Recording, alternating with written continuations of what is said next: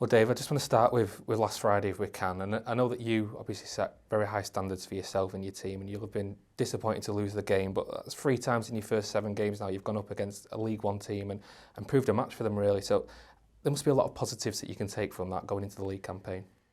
Yeah, absolutely. I was probably a lot more positive after I saw the result on Tuesday and what they did to Gillingham, who were a team in their league. But for us, ultimately, we lost the game. But as you said, loads and loads of positives from it. Just a pity we didn't see our name in that draw for the third round and the potential opportunities that opens up. But learn a lot from it. Like I say, take a lot from it, and hopefully take out any frustrations, as you say, travelling to Torquay at the weekend. I mean, on the flip side of it, of course, it will be the first time for you going into the game on the back of a defeat. How much will you be able to learn from the reaction of your players at the weekend? I don't think I'll learn an awful lot. I think there are different types of defeats. I hate losing. I think there are, without sounding the wrong way, acceptable ways of losing. As much as that sort of disappoints me to have to say that, but our performance was great. I think we take more out of it in defeat than potentially you would in any other game.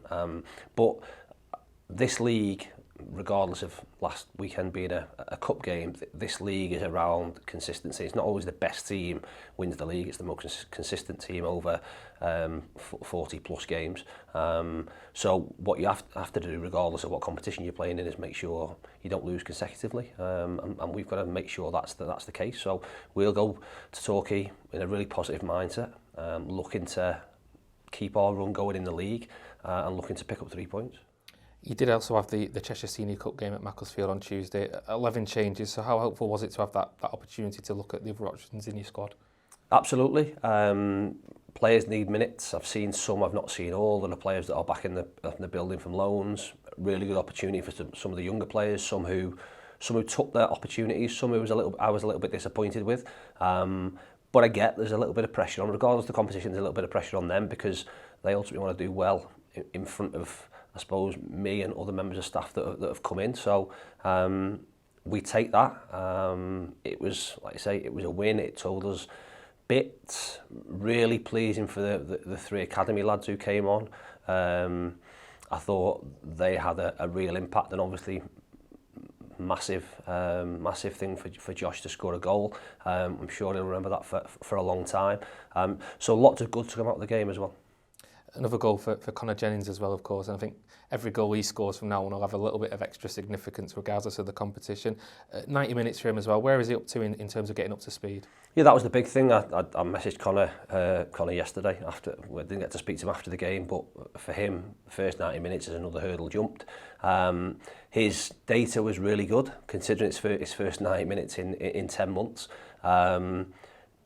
He's not far away, but he needs games.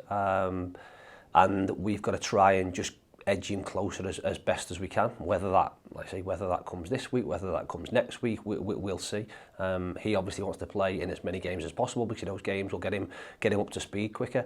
I think Tuesday showed, although his goal, little bits of rustiness. I'm sure he would like to score more than the one, and had opportunity to do that, and through probably little errors of his own and maybe some errors from officials, didn't get the opportunity to take them. But great to have him back in with the boys. I know he's really enjoying it. We've just got to get him, like I say, properly up to speed and get the Connor Jennings of 12, 18 months ago. If we can do that, then we have a real player on our hands. One other player I wanted to ask about that's maybe gone under the radar a little bit in the last couple of weeks was Mark Kitchens. Obviously, you've worked with him before at Hartlepool. Almost had to reinvent himself the last couple of weeks a little bit in that moving into that left side of a back three role. How do you think he's done in that new position? Yeah, I think he's done great. I know that, again, previously having him, I know he's played there for Rochdale in League One. In terms of what we ask of a wide centre-back, he fits the bill perfectly. Kitch, again, you look at his stature, physique, what he has physically, should be a perfect position for him. Good size, probably needs to be more dominant in the air for his size, but can step in. And I think him being able to do both jobs gives us real flexibility. And the combination that him and Ryan have forged down that left-hand side has been massively beneficial to us and really fruitful in terms of lots of goals we've had and chance we've created have come from down there. So doing a great job. We know and think he'll only get better in terms of getting used to the position, but really positive signs. I'm glad you mentioned Ryan as well. I was going to come on to him. I mean, obviously coming, I think it was the Bromley game that he first came in and been a bit of a revelation down there, really nailed down that spot on the left-hand side. Are you surprised at all by how quickly he seems to have developed in such a short space of time? Always hard to say. People need to play, and the tough thing about being here is that the squad's a strong squad. So sometimes when you get opportunities, if you don't take them, then you may be out the team, and he's probably a little bit victim of that. What he's had is, because of his performances, he's allowed himself to be able to be selected in 4 or 5 games constantly. That allows you to get a little bit of rhythm. You pick up confidence. You pick up confidence by scoring goals and creating goals, which he's done. And we've just asked him to go and affect the game.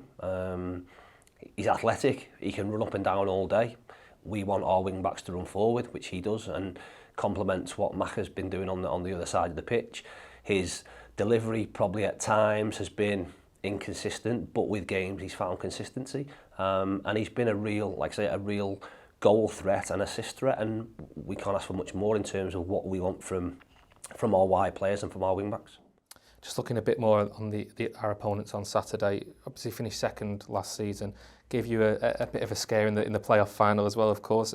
Not quite hit those same heights yet. What sort of challenge will they pose at the weekend? No, regardless of what they've got, it's a tough place to go. It's a long way to go. And regardless of team, Gary has his teams competing at the right end, as would have been the case with my Hartlepool team at the time, I suppose. Once you get so close, inevitably you'll have players who are tempted by the lure of, or other clubs tempt them by playing in the Football League. And I think you look at their squad and the players that have been taken out of it, the spine of that team's really been taken apart, even without thinking too deeply. The goalkeeper moved on. Cameron, obviously Ben's here. Aaron Naman moved on. Danny Wright's not been involved with them. So the core of their team really was taken away. It becomes difficult year on year replacing that, and sometimes it takes a little bit of time to find a balance. They won't have started how they'd have hoped to have started, but they still have every chance, and we expect, like I say, a really tough game, but we're going there in a really positive frame of mind, and we're going to win. And just finally, Dave, when you look back at your first month in charge so far, so much progress, a lot of positivity. We were 10 points off top when you came in. It's down to 6 now. It's early days, of course, but do you feel confident that the club are right back in the title mix now? Yeah, listen, we're right back in it. If you look at it, and we're in December, we need to be in it in March and April. That's when the important time is. It doesn't matter when you get there, it's just getting there. We know over Christmas there will be opportunities. There's unpredictability. We don't know about the weather. We don't know about the current situation with the countries going into. So the league table could have a really strange view for quite some time. Ultimately, we'll be judged when every single league game has been completed. We've started okay.